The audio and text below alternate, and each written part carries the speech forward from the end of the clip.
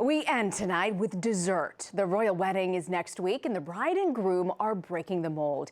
Instead of the traditional royal fruitcake, Prince Harry and Meghan Markle are offering their guests a lemon elderflower cake. As Anthony Mason reports, the royal baker, like the bride, has California roots. When a member of the royal family gets married, every announcement makes news, including who's baking the wedding cake.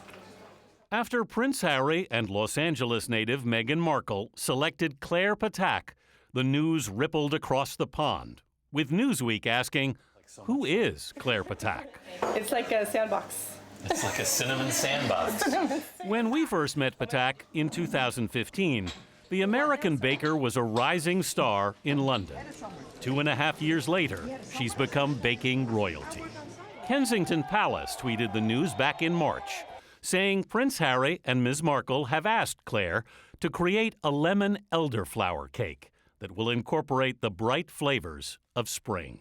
My first love was baking. How did that happen?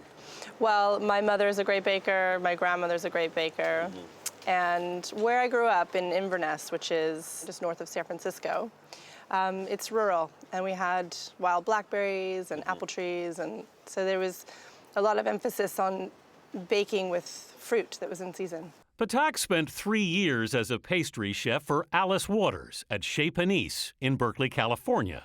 She then moved to London to be with her boyfriend, now husband. This was like, okay, I just came from something really great. I've got to make this really great, otherwise I'm going to be totally depressed.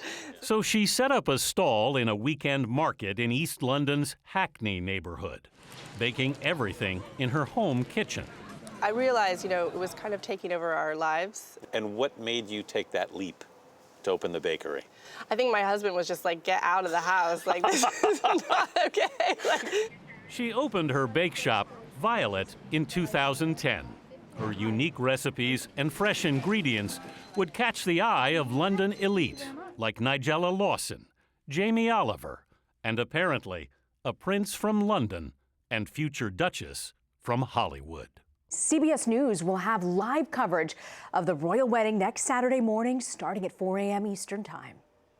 And that's the icing on the cake for this Saturday edition of the CBS Weekend News.